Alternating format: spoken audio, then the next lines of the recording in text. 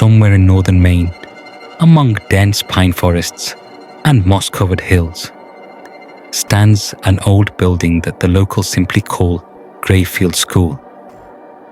Its age is difficult to determine. Some say it was built in the 1920s, others say even earlier. It used to be an ordinary village school. 1 floor, 3 classrooms, a wooden floor, the smell of chalk and old books. Now there are only cracks, black windows without glass and the dull creak of the door, which can be heard even in the middle of the night when no living creature is around. Locals bypass the school on the 10th Road. Old people who still remember her work shrug their shoulders and say, "You shouldn't go there." It is not empty, but what they mean. No one explains exactly. Young people sometimes dare to come in, especially in autumn, when the fog is low over the ground and the moon hidden behind the clouds makes everything around grey like an old photo. It is said that the last school bell rang in 1972. Then something strange happened there. Part 1. The last lesson. The junior high teacher at Grayfield was Miss Ann Gardner, a young woman in her 30s who had just arrived from Portland. She had clear eyes, a quiet voice, and believed that real people can be raised even in the wilderness. The students loved her, especially little Lizzie Collins, the girl with pitch black braids. She always sat by the window and drew strange shapes with chalk in the margins of her noted books.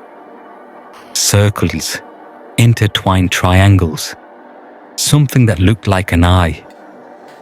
One morning in October, Anne arrived at school before everyone else and saw that the chalk was left on the blackboard.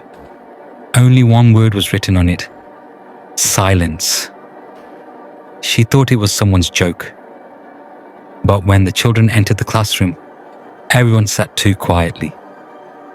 No one laughed or whispered, and when she asked who wrote this word, everyone was silent.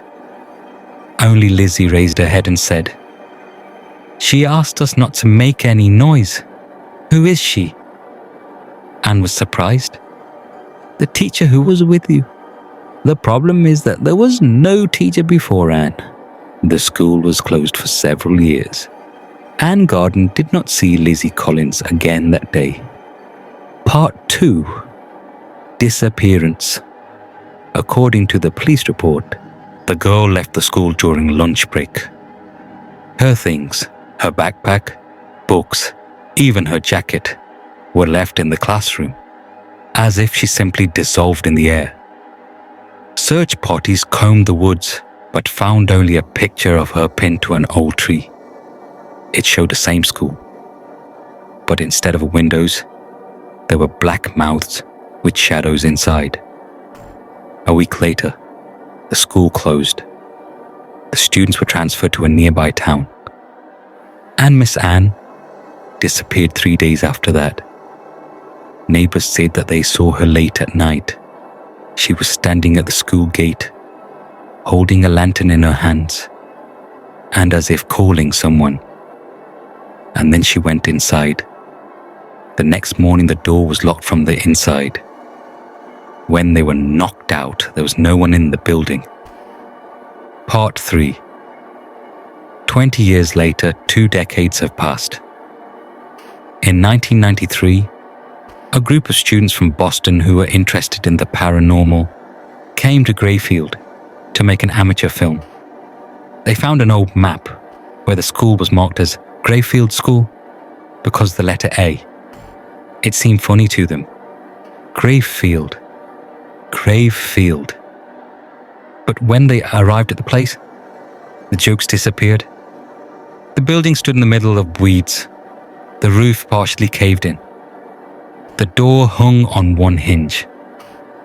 Inside, there is dust, broken desks, burnt pages of textbooks. On the blackboard, there is an old faded chalk inscription, silence. One of the students, named Jay, jokingly erased the word and wrote, We're back. Then they heard the boards above them creak, as if someone was walking on the second floor. But the school never had a second floor. At night, when they set the camera to record mode, the lens suddenly moved to the window by itself. The video shows how a child's silhouette appears in the window for a moment, thin, in a white dress. The camera clicks, and the image fades. The next morning, there were no tapes in the car where the equipment was lying. Only one ribbon, torn in half, and a piece of notebook paper with an eye drawn on it. The bodies of the students were never found. Just a car abandoned on the side of the road 3 miles from the school. Part 4.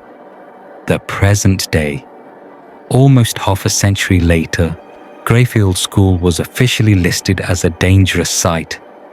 But sometimes, in calm weather, when the air is still, the locals say that they see dim lights in her windows, as if someone is holding a lesson there again.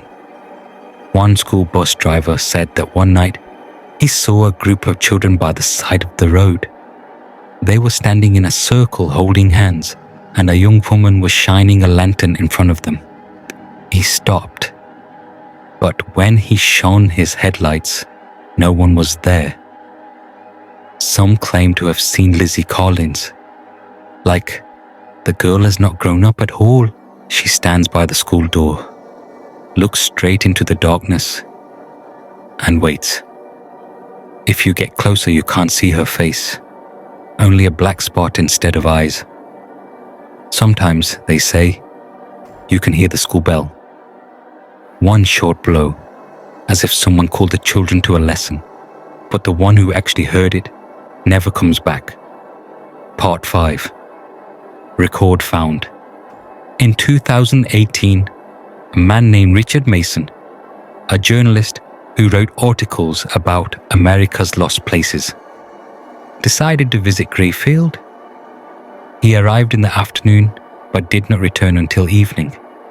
His camera was found 2 weeks later in a swamp nearby. The last recording lasted just over 5 minutes. The video shows Mason and the school behind him. He says, "It's 6:47 p.m. The sun is setting. It's quiet inside, but I think I hear footsteps. There's definitely no one there. It looks like the wind." Then the camera shakes. A dull sound is heard, as if a desk has fallen. Then, children's laughter, very close. The lens turns sharply, and the board is visible. On it is written again, "Silence." Mason moves closer, and then new words appear on the board by themselves. They are listening. The video cuts out. The last shots show children's palms touching the lens from the inside. Now the road to school is overgrown. The forest seems to deliberately close her from the world. But sometimes new messages appear on tourist forums. "We found her, heard voices, the door was opened."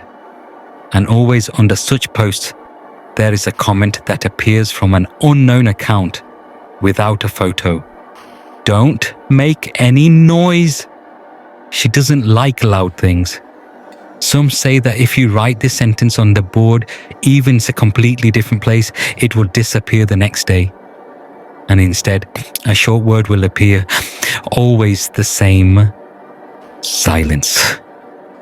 And then, at night, you can hear a light breath behind you, as if someone is standing right next to you and looks silently.